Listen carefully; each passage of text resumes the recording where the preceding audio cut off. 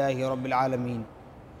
क़ाल अल्लाहु तबारक व तआला फ़ी शअनि हबीबिहिल मुस्तफ़ा व रसूलिहिल मुज्तबा सल्लल्लाहु तआला अलैहि वसल्लम इन्नल्लाह व मलाइकतहु युसल्लूना अलन नबी या अय्युहल्लज़ीना आमनू सल्लू अलैहि व सल्लिमू तस्लीमा।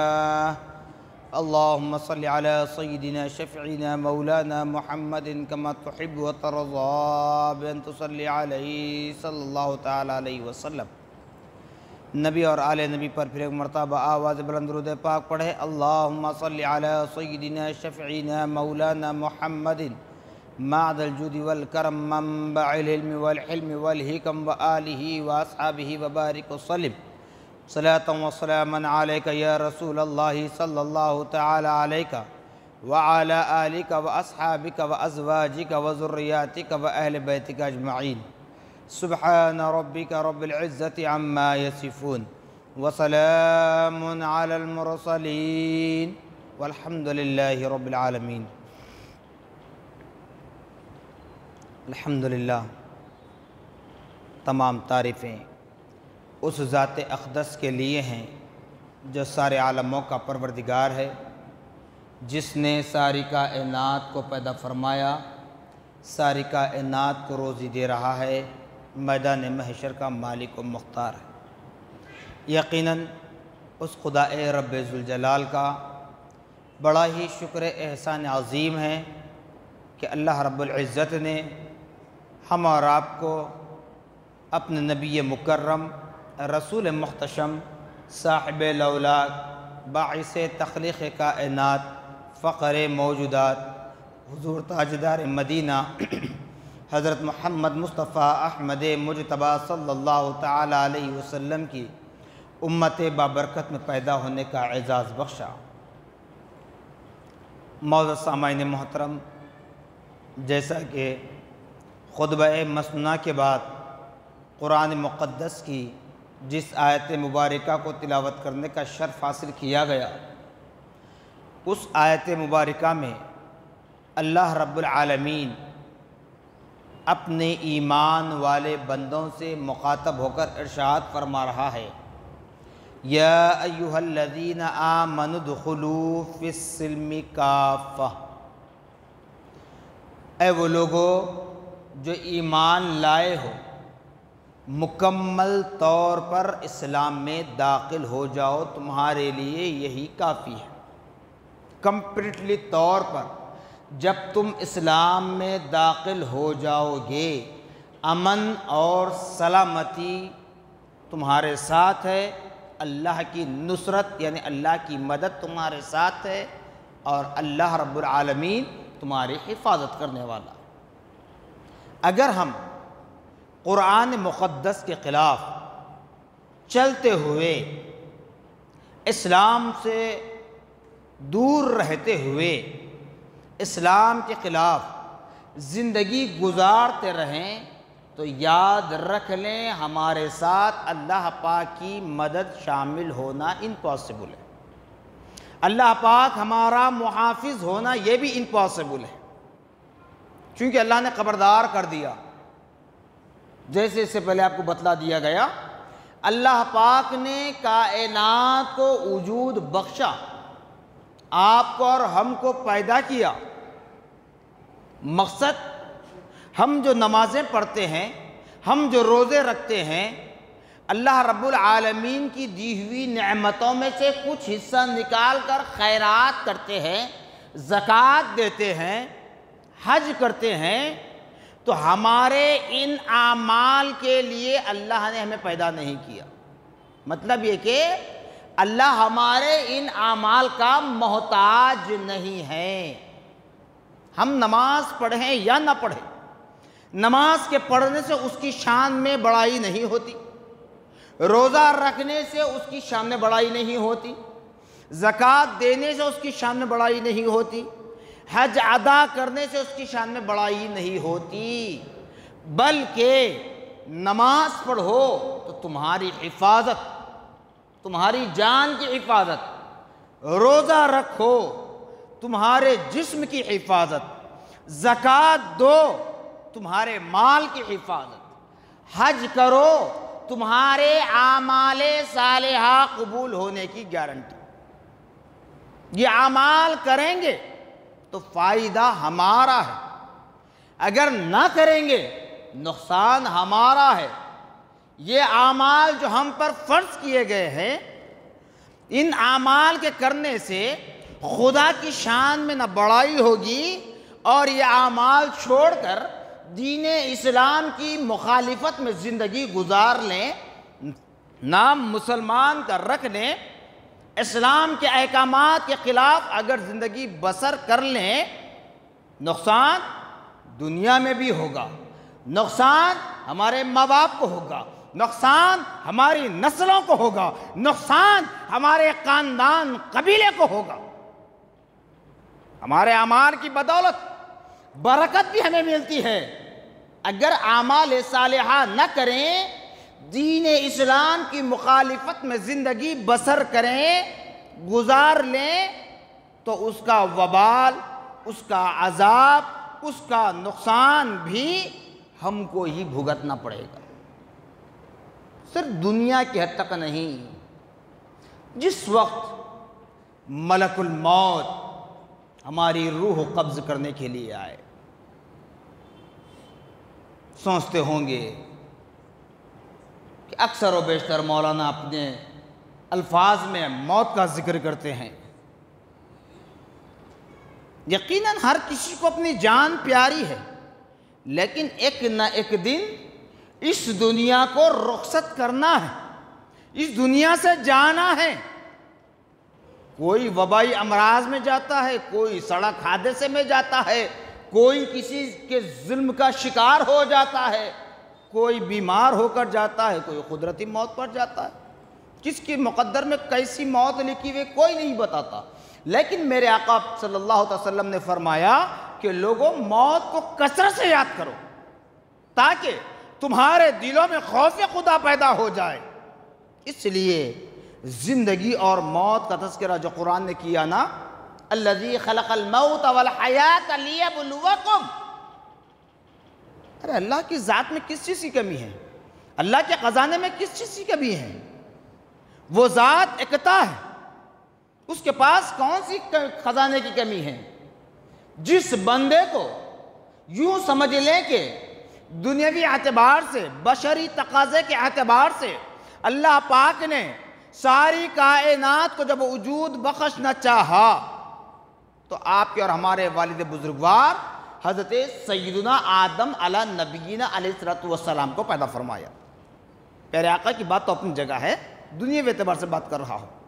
जिस वक्त हमारे वालिद बुजुर्गवार हज़रत सय्यदुना आदम अला नबीना अलैहिस्सलातु वस्सलाम को अल्लाह पाक ने पैदा फरमाया, हिस्ट्री आप उठा लें पूरे वर्ल्ड की, पूरी दुनिया की तारीख पढ़ लें, मुहासरा कर लें, उस वक्त कोई नहीं था, किसी मजहब का, किसी कल्चर का कोई नहीं था। यहां पर वो बात भी आ जाती है कि इस्लाम कब से है। सिर्फ 1400 साल का इस्लाम नहीं है, मुसलमान सिर्फ 1400 साल से इस धरती पर नहीं है, बल्कि इस धरती को वजूद बख्शा गया मुसलमान के जरिए और दीन इस्लाम के जरिए। तो हज़रत आदम अला नबी अलैहिस्सलाम को जब पैदा किया गया, अब उसके बाद मुसलमान पैदा होते रहे, मोमिन पैदा होते रहे, दीगर मज़ाहिब, दीगर कल्चर के लोग। मैं हर एक की मिसाल देकर बात कर रहा हूं, किसी का एक नाम नहीं। तो जब हज़रत आदम अलैहिस्सलाम को पैदा किया तो उनको जिंदा रखकर कल बरोज़े क़ियामत तक आने वाले हर मजहब, हर कल्चर के हर फर्द को जिंदा रखकर वो रिस्क दे सकता है, उसके खजाने में कोई कमी नहीं। बावजूद इसके कुरान में क्या फरमाया? लोगों, तुम्हारी जिंदगी के साथ मौत भी बनाई गई है, जिंदगी के साथ मौत भी बनाई गई है। जो रिश्ते होते हैं, जब एक रिश्ता दूसरे रिश्ते से टूट जाता है, ये झगड़ों की वजह से नहीं, मौत आने पर, कहीं बाप चला जाता है तो माँ रहती है, कहीं भाई चला जाता है बहनें रहती हैं। इस तरीके से जब एक रिश्ता ख़त्म हो जाता है तो उसका एहसास तुम्हें होना चाहिए। इस एहसास से कमतरी को उजागर करने के लिए अल्लाह पाक ने ज़िंदगी के साथ मौत को बनाया है, वरना उसके ख़जाने में कमी नहीं है।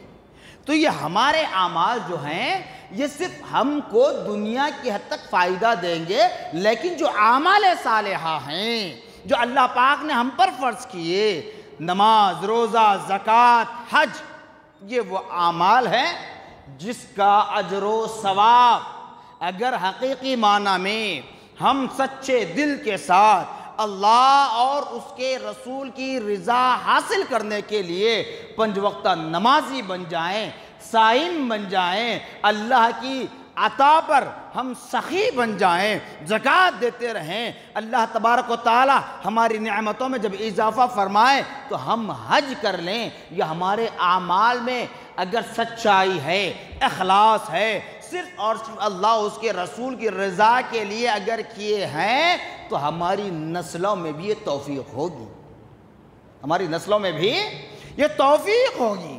तो हमें मरने के बाद हमारी नमाज तो ख़त्म, हम मरने के बाद रोज़ा ख़त्म, हम मरने के बाद ज़कात, हज सब ख़त्म हो जाते हैं, लेकिन इसका सिला हमें मिलता रहेगा।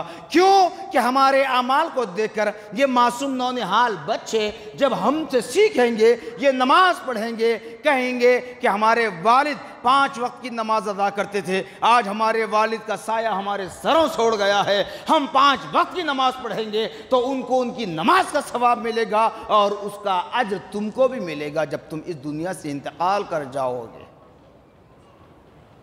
ये आमाल सालेहा है। तो अल्लाह पाक ने बनाया है इसलिए कि तुम्हें राह रास्त पर लाया जाए। वो चाहता है कि अपने बंदों को करीब कर लो, वो चाहता है कि अपने बंदों को अपने नबी की दामन रहमत में छुपा जगा दूं।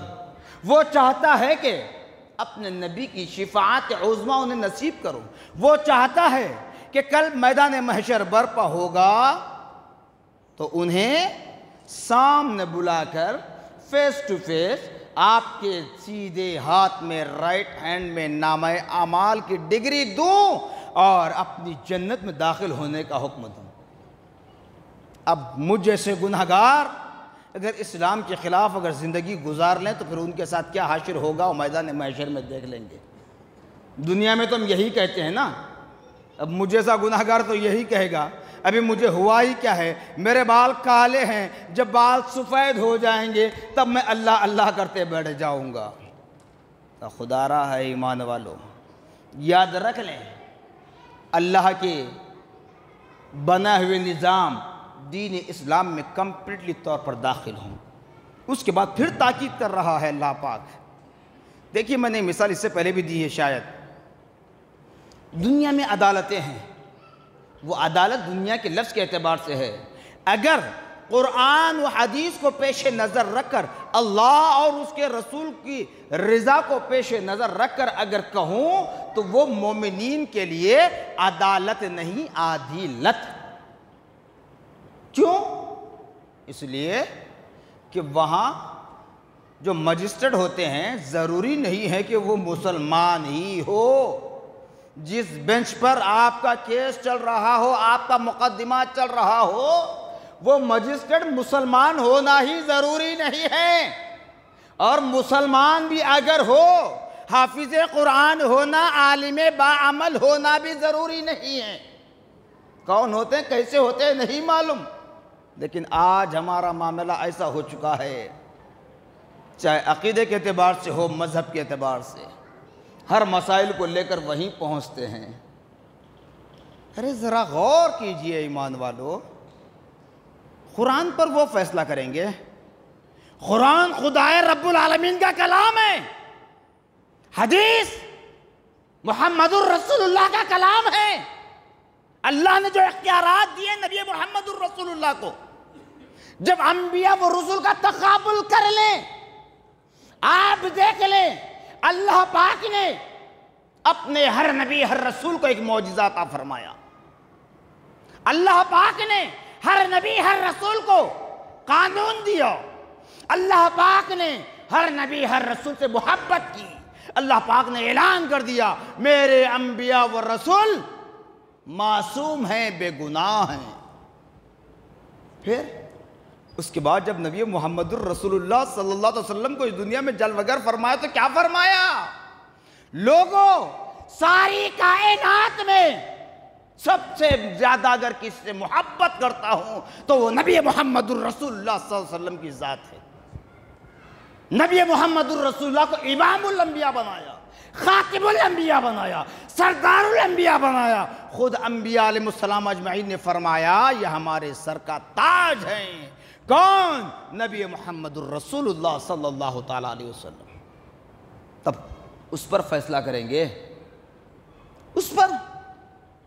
अरे जहां सारी बादशाहतें आकर, सारे जजमेंट आकर मेरे रब की बारगाह में घुटने टेकेंगे, माथा टेकेंगे, अब वो रब के कलाम पर फैसला करेंगे। इस वजह से कहता हूं आदिलत। वरना कानून पर, मुल्क के संविधान पर एतराज करना ये मेरा मकसद नहीं है। अच्छी तरह याद रख लें, हमेशा कहता हूं कि हम जितना मुल्क से मोहब्बत करते हैं, शायद ही कोई और कौम नहीं है जो अपने मुल्क से मोहब्बत करती है। बल्कि हमारे असलाफ ने तो हमें सिखलाया है कि लोगों, जिस मुल्क में तुम रहते हो उस मुल्क की मिट्टी से भी मोहब्बत करना। यही तो मोमिन की शान है। जब मर भी जाता है तो मिट्टी में जाने से पहले पाको साफ होकर, साफ शफाफ लिबास पहनकर, खुशबू से मुअत्तर होकर जमीन की आगोश में जाता है। इसीलिए कुरान कह रहा है लोगों, मुकम्मल तौर पर इस्लाम में दाखिल हो जाओ। आगे अल्लाह पाक ताकीद क्या कर रहा है वही तो बताना चाह रहा था। जो अदालतों में जाते हैं वे, अब दोनों जानिब दो वकील हैं, दोनों जानिब उनके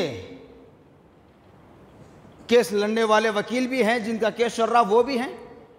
मुझे बताएं, कोई मजिस्ट्रेट, कोई जज ऐसा है जो आपको कहेगा कि देख तेरे खिलाफ ये फैसला आया है, अगर तू इसको कबूल कर लेगा, इस पर तू माजिरत यानी माफी चाहेगा, रिक्वेस्ट करेगा, तो तुझे जिंदगी दी जाएगी, बाइज्जत बरी किया जाएगा।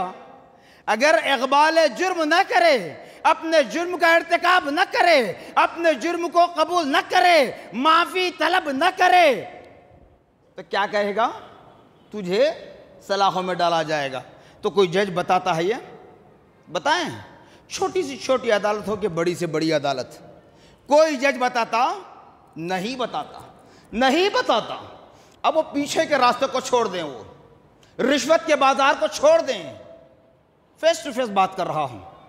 कोई जज नहीं बताता, चाहे कितना ही ईमानदार क्यों ना हो, कितना ही ईमानदार क्यों ना हो। जिंदगी में उसने कभी एक पैसा रिश्वत का ना खाया हो, ना अपने बाल बच्चों को खिलाया हो, बावजूद इससे वो नहीं कहता। क्यों? जिस कुर्सी पर बैठा है उस कुर्सी के अहकामात पर अमल करना उसके लिए जरूरी है। लेकिन कुर्बान जाओ ईमान वालों, अल्लाह रब्बुल आलमीन जिसकी बारगाह में सारी सल्तनतें, सारी बादशाहत, सारे मजिस्ट्रेट आकर अपने माथे टेकेंगे, ये मैं नहीं कह रहा हूं, आप ही दुनिया की हिस्ट्री को पढ़ लें। हर मजहब का हर रहनुमा कहेगा इस बात को, अगरचे कि वो हमसे दुश्मनी करता है, अगरचे कि वो हमारे महराब व मिंबर से दुश्मनी करता है, लेकिन मानता है खुदा को जरूर, जाहिर नहीं करता, मानता है जरूर। हर कोई कहेगा। तो फिर खुदाए रब्बुल आलमीन हम पर कितना मेहरबान है, कह रहा है कि लोगों मुकम्मल तौर पर इस्लाम में दाखिल हो जाओ अगर मेरा कुर्ब चाहते हो, मेरा दीदार चाहते हो, मेरी जन्नत में जाना चाहते हो, मेरे नबी के दामन में जगह चाहते हो, मेरे नबी की शिफाअत उज़्मा चाहते हो। फिर क्या खबरदार कर रहा है? वला तत्तबिउ खुतवात शैतान, लोगों शैतान की तबा ना करना। शैतान को किसने पैदा किया? अल्लाह पाक ने पैदा किया। शैतान को इबादत का मौका किसने दिया? अल्लाह ने दिया। मलऊन किसने की करार दिया? अल्लाह ने करार दिया। हमेशा हमेशा के लिए मलऊन हो गया। तो अल्लाह ताला फरमा रहा, खबरदार कर रहा है कि लोगों होशियार हो जाओ, उस शैतान की, इब्लीस की इत्तिबा न करना। क्यों न करना? वो भी वजाहत फरमा रहा है, इन्नहु लकुम अदुव्वुम मुबीन, बेशक वो तुम्हारा खुलम खुला दुश्मन है, खुलम खुला दुश्मन है। तुम्हें नेकी के रास्ते से हटाना चाहता है, तुम्हें जालिम बनाना चाहता है, तुम्हें कातिल बनाना चाहता है, तुम्हें शराबी बनाना चाहता है, तुम्हें जानी बनाना चाहता है, तुम्हें सूदखोर बनाना चाहता है, तुम्हें जुव्वारी बनाना चाहता है, तुम्हें हक तलफी करने वाला बनाना चाहता है, तुम्हें माँ बाप का नाफरमान बनाना चाहता है, तुम्हें अल्लाह के घर मस्जिद से दूर रखना चाहता है, तुम्हें कुरान से दूर रखना चाहता है। लोगों तुम उसकी इत्तिबा न करना। बल्कि सूरे नास में भी फरमा दिया अल्लाह ने, मिन शर्री वसवासिल खन्नास, वो सिर्फ बहकाने वाला नहीं है, बल्कि जब जैसे जैसे तुम इन चीज़ों से दूर होते चले जाओ तो वो तुम्हारे दिलों में अपना मस्कन बना लेगा, अपना घोंसला बना लेगा, अपना घर बना लेगा, तुम्हारे कल्ब पर कब्जा कर लेगा, तुम्हारे दिल पर कब्जा कर लेगा। जब तुम्हारा दिल सियाह हो जाएगा, बिल्कुल काला हो जाएगा, ऐ मेरे बंदो, तुम्हारे नबी मोहम्मदुर रसूलुल्लाह की बदौलत में तुमसे मोहब्बत करता हूं। ऐ मेरे बंदो, जिस माँ के कोख से तुमने जन्म लिया है वो एक माँ है, लेकिन मैं 70 माओं से ज्यादा मोहब्बत करता हूं। ऐ बंदो, तुमको जहन्नम में जाता हुआ देखकर मैं गवारा नहीं करता, इसलिए तुमको नेकी के रास्ते पर लाना चाहता हूं। मेरे बंदो, नेकी के रास्ते पर आओ, इस्लाम में दाखिल हो जाओ। ये तालीम अल्लाह पाक हमें दे रहा है। इसके बाद भी अगर हम अपने आदत, अपने अतवार, अपने समझ को अगर नहीं बदलेंगे तो फिर अल्लाह पाक हमारी तकदीर को कैसे बदलेगा? इतना सब कहने का मकसद यही है। यूँ समझ लें कि सिर्फ बात मेरी 1 मिनट 2 मिनट की थी। इतनी बात जो मैंने कही सिर्फ उसकी तमहीद है। कहना ये चाह रहा हूँ, जैसे आज दिसंबर की 30 तारीख है, कल 31 दिसंबर है। मैं हमेशा कहता हूँ कि कोई कहानी बनाकर पेश करना या किसी को खुश करने के लिए मैं कोई लफ्ज़ नहीं कहता, बल्कि अल्लाह उसके रसूल की रज़ा के लिए जो अल्फाज पसंद है वही कहता हूँ। क्योंकि इस फ़कीर को जामे निज़ामिया से भीख मिली इल्म की, अल्हम्दुलिल्लाह भीख का वास्ता हक़ गोई के लिए मैं अपने कभी पीछे ना हटा, इंशाअल्लाह कभी ना हटूँगा, अगरचे कि मेरी ज़िंदगी की आखिरी सांस भी अगर हो जाए। अमल करना या ना करना यह अपनी मर्ज़ी है, लेकिन मैं अपनी जिम्मेदारी से तो बरी हो जाऊं ये कहकर कि कल 31 दिसंबर है। मोमिनीन के लिए नया साल शुरू होता है मुहर्रमुल हराम, एक को मुहर्रमुल हराम। आज तक हम कहते थे, सोशल मीडिया पर 2 दिन पहले मैंने किसी गैर मुस्लिम भाई का एक वीडियो रिकॉर्ड सुना, मैंने क्लिप सुनी कि वो भी ये कह रहे हैं कि लोगों, हमारा नया साल फला वक्त शुरू होता है, ये 1 जनवरी को नहीं होता। 31 दिसंबर को हमारे नौजवान जो निकल जाते हैं साल नौ के आगाज़ की खुशी में। गैर मुस्लिम का रिकॉर्ड सुनाऊं मैंने, यूट्यूब पर आप देख लें, सर्च कर लें, मिल जाएगा। क्योंकि अल्लाह के घर में हूँ इसलिए नाम नहीं लेता मैं। तो आज तक हम कहते थे तो बुरा दिखता था हर कोई, हर किसी के लिए, क्योंकि अल्लाह पाक ने जब इतने मज़ाहिब, इतने कल्चर पैदा किए तो हर एक के लिए एक त्यौहार का दिन रखा। जैसे मोमिनीन के लिए जुमा का दिन ईदुल मोमिनीन करार दिया गया। हर मज़हब, हर कल्चर में साल नौ का आगाज़ होता है, मोमिनीन के लिए मुहर्रमुल हराम का महीना है। तो लिहाजा कल की रात हम अपने बच्चों को, बच्चियों को बाहर जाने न दें, और नए साल का जो केक काटा जाता है वो बिल्कुल गलत है, वो बिल्कुल गलत है। आप दुनिया में हैं, जी रहे हैं, जमहूरी मुल्क में हैं, जमहूरियत के एतबार से उस तारीख को लेकर चलना है तो ठीक है, तारीख को आप इस्तेमाल करें, यूज़ करें, लेकिन किसी गैर के त्यौहार में आपको शामिल होने की इजाज़त नहीं। जैसे 25 ऑफ दिसंबर का भी दिन था, लास्ट संडे जो गुज़रा, उस दिन भी क्रिश्चियन भाइयों के त्यौहार का दिन, तो वहाँ कई मुसलमान नज़र आए, कई मुसलमान। बताइए अब उसमें उनका अक़ीदा क्या है? जो 25 ऑफ दिसंबर को उनका जो त्यौहार है क्रिश्चियनों का, उनका अक़ीदा क्या है उस दिन? कभी हमने सोचा? बस उनके साथ हम शामिल हो जाते हैं। इसी वजह से हमारा ईमान ख़तरे में आ रहा है।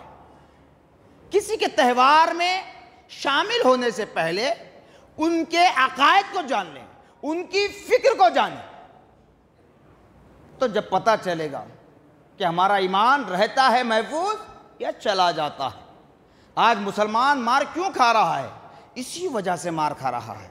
तो बहरहाल अलगर्ज बड़े बुजुर्ग हजरात बैठे हैं, अल्लाह उसका रसूल हाजिर व नाजिर है, किसी पर मैं कोई तनकीद नहीं कर रहा हूँ, ये नहीं कह रहा हूँ कि फ़लाँ साहब या फ़लाँ की औलाद ये साले 9 के आगाज़ में खुशी में केक काटने के लिए जा रहे हैं फ़लाँ मुकाम पर, फ़लाँ क्लब में। मैं नहीं कह रहा हूँ, अल्लाह माफ़ करे, हर किसी के लिए, सिर्फ ये बोरा बंडा, ये इब्राहिम गुलशनी मस्जिद के मुसल्लियों के लिए नहीं है, बल्कि दुनिया भर की सारी अवाम के लिए, सारे मुसलमानों के लिए पैगाम है। जो ला इलाहा इल्लल्लाह मुहम्मदुर रसूलुल्लाह पढ़ा करते हैं, अल्लाह उसके रसूल को मानते हैं, उन तमाम के लिए पैगाम है कि वो 31 ऑफ दिसंबर को 12 बजने के बाद रात में केक काटे, पटाखे जलाए, क्लबों में जाए, ऐश करे, ये मुसलमानों को जेब नहीं देता।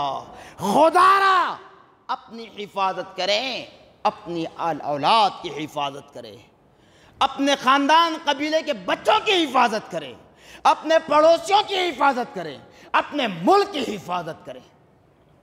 क्यों?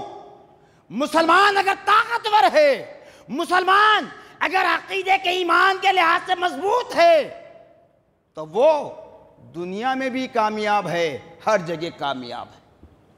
जब ऐसे त्यौहारों में मुसलमान शामिल होता है, उसका ईमान कमज़ोर होता चला जाता है, शैतान वहाँ तुम्हें गालिब कर देता है। कहते हैं कि मौलाना का काम है कहना, चलो हम तो अभी जवान हैं, जवानी में अगर ख्वाहिशात ना कर तो क्या बुढ़ापे में करेंगे? थोड़ी देर जाकर पटाखे फोड़ लेंगे, थोड़ा केक काट लेंगे, थोड़ा ऐश करेंगे। लेकिन याद करो, जब मुझ जैसे गुनहगार को अगर ऐसे आमाल की बदौलत मैदान महशर में जहन्नम के गड़े में मुंह के बल ढकेला जाएगा, फरिश्ते वहां चमड़ी बदल बदल कर अल्लाह के अज़ाब में मुबतला करेंगे। तब कहोगे, तब भी कहो फिर हमारी जवानी की चमड़ी है। ऐ फरिश्तों, जितने आग के अंगार के ढेले डालना है डालो, में कुछ नहीं होगा। कहोगे वहां? अगर वहां कहने के लिए तैयार है तो फिर यहां हर चीज की इजाजत है। अगर वहां ये कहने की ताकत है फरिश्तों से, तो यहां हर अमल की इजाजत है। नहीं तो फिर खुदारा अपने ईमान की हिफाजत करें, अपने अकीदे की हिफाजत करें। गैर मुस्लिम भाइयों के किसी त्यौहार में आपको शामिल होना नहीं है। सिर्फ आखिरी बात कहता हूँ, बताओ, जिन जिन के त्यौहार में हम इन्वॉल्व होते हैं, शामिल होते हैं, जाते हैं, ज़रूरी नहीं है कि उनकी इबादत गाह में जाना। ये भी कहता हूँ, कहेंगे मौलाना हम उनकी इबादत गाह में नहीं जा रहे, चौरस्ते पे कर ले रहे हैं, कहीं भी करो। कभी ये बताओ, किसी गैर मुस्लिम ने आपके साथ कभी रमज़ान का रोज़ा रखा जैसे आप रोज़ा रखते हैं? बताइए। किसी गैर मुस्लिम ने नमाज पढ़ी जैसे आप पढ़ते हैं? किसी गैर मुस्लिम ने ज़कात दी जैसे आप देते हैं? किसी गैर मुस्लिम ने खाने काबा का तवाफ किया जैसे आप करते हैं? नहीं। तो फिर आप क्यों शामिल होते हैं साहब? ये मिसाल देने का मकसद ये है कि ताकि हमारा जहन खुल जाए। तो खुदारा ये अपनी अपनी मर्ज़ी है, हक़ बात हक़ पैगाम आप तक पहुँचाना ये मेरी ज़िम्मेदारी थी, मैंने आप तक पहुँचा दिया अल्हम्दुलिल्लाह। जब भी जहाँ भी मुझे मौका मिलता हमेशा इन बातों को ऐसे मौक़ों पर मैं बराबर ज़रूर कहता हूँ, चाहे कोई नाराज़ हो जाए, कोई कुछ हो जाए, मुझे परवाह नहीं है। परवाह तो यही है कि अल्लाह उसका रसूल राज़ी हो जाए, क्योंकि अल्लाह उसके रसूल की रज़ा के सामने सबकी खुशियाँ हीच है। इसलिए 31 दिसंबर रात 12 बजे केक पटाखे क्लब से अपने आप को अपने बच्चों को दूर रखें, ताकि हमारी ईमान की सलामती हो, हमारे अक़ीदे का तहफ़्फ़ुज़ हो। और हमारे नबी पाक सल्लल्लाहु ताला अलैहि वसल्लम ने जो मोमिनीन के लिए फ़रमाया है, इत्तक़ू फ़िरासतल मोमिनीन, कि लोगों तुम मोमिन की फ़िरासत से डरो। यंजुरू भी नूरिल्लाह, जब मोमिन देखता है तो बज़ाहिर आँख उसकी होती है, लेकिन खुदा के नूर से वो देखता है।